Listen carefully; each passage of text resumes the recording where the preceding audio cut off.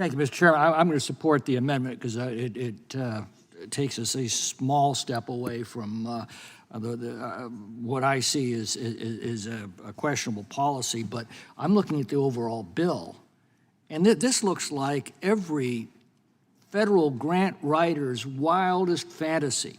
I'm looking through the bill, I'm finding lavish increases in, quote, grants to address the problems of persons who experience violence-related stress. You've got a loan repayment program for substance use disorder treatment workforce, pilot program for public health laboratories, treatment recovery and workforce support grants, a grant program for state and tribal response for opioid use disorders, grant programs for opioid reversal agents, grant programs to address other concurrent substance use disorders, not to mention funding studies for everything even remotely related to the subject.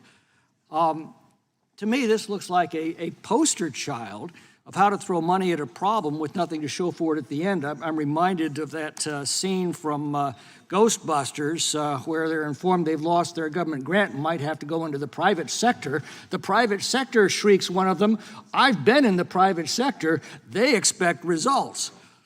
There are no results demanded in these grants, loan forgiveness programs, studies, and task forces. Well, what I've observed with these grant programs over the years is there's no follow-up, no oversight, nothing to show for it in the end when all's said and done.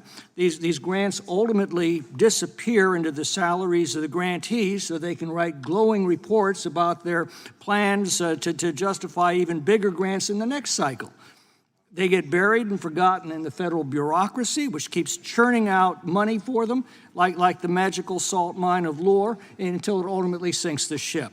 If the federal government needs something it can't produce itself, we ought to send out an RFP and then reward an enforceable contract to the lowest responsible bidder and not throw money at every direction and hope something good comes of it. And of course, we throw lots of new money, other people's money, at the problem to show that we care. Well, I can't support the bill for this reason. I would ask anyone, before we plus up and extend all of these grant programs and studies, can anyone tell me any good that they've done so far?